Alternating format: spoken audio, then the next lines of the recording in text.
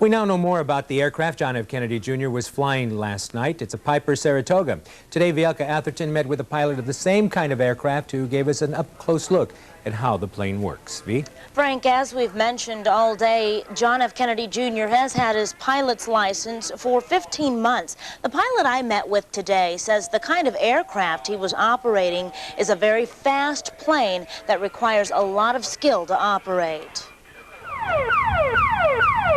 This is the sound of danger a plane might send out in the event of an accident, alerting satellites to its position. But pilots say the piece of equipment called the emergency locator transponder only works about 30% of the time, and its manufacturer says it does not work if a plane is submerged. Preston Westmoreland, a pilot of 17 years and an FAA safety counselor, flies a Piper Saratoga, the same kind of plane John F. Kennedy Jr. was flying last night. These are a lot of bells and whistles for someone who is used to flying a very small plane, and they step up to this. We feel few details are available in the search for Kennedy's plane near Martha's Vineyard, but authorities say what they know is that he was not instrument trained.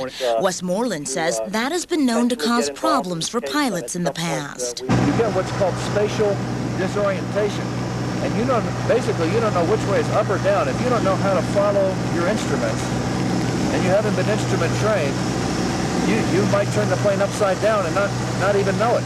Also, the last time the plane was reportedly spotted on radar was at 2,000 feet, and it quickly dropped down to 1,300 feet, then disappeared.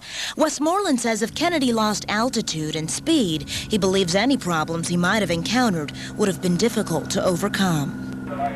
Westmoreland says in that situation, that type of situation rather, one of the wings could possibly stall out, and 2,000 feet would not be enough altitude to recover, Frank. Also, one concern is that Kennedy has a foot injury, and there are some concerns that he might not have been able to maneuver the plane as well as he wanted to. Well, Westmoreland also says that you do not need your feet to operate the plane in the air. You just need it for steering while you're on the runway, so he doesn't believe that would have been a factor in any problems. Very interesting. Thank you, V. Of course, we will continue to bring you new developments in the search for the Kennedy plane, but up next, we have some